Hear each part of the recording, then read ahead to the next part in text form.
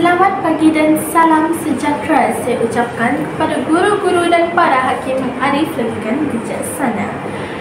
Bak kata pepatah, tak kenal maka tak cinta, maka izinkanlah saya untuk memperkenalkan diri saya.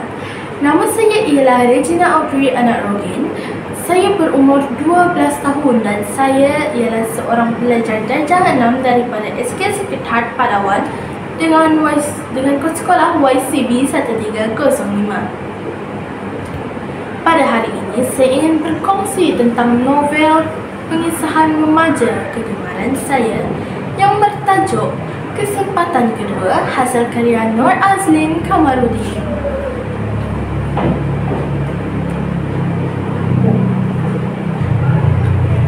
Novel ini berharga RM14.70 dan sangat menarik.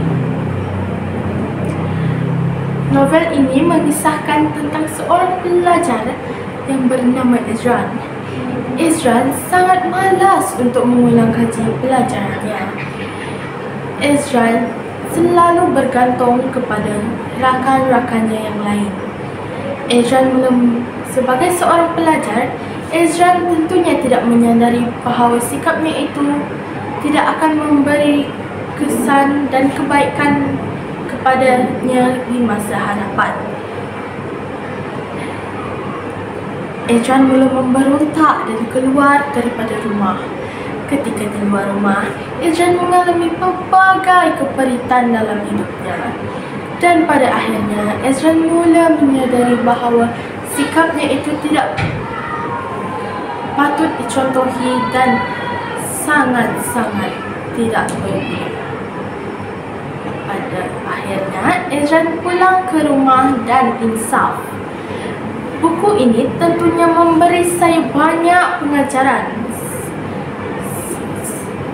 Antaranya ialah supaya kita tidak boleh membuat keputusan dengan tergesa-gesa dan tidak boleh bergantung kepada orang lain.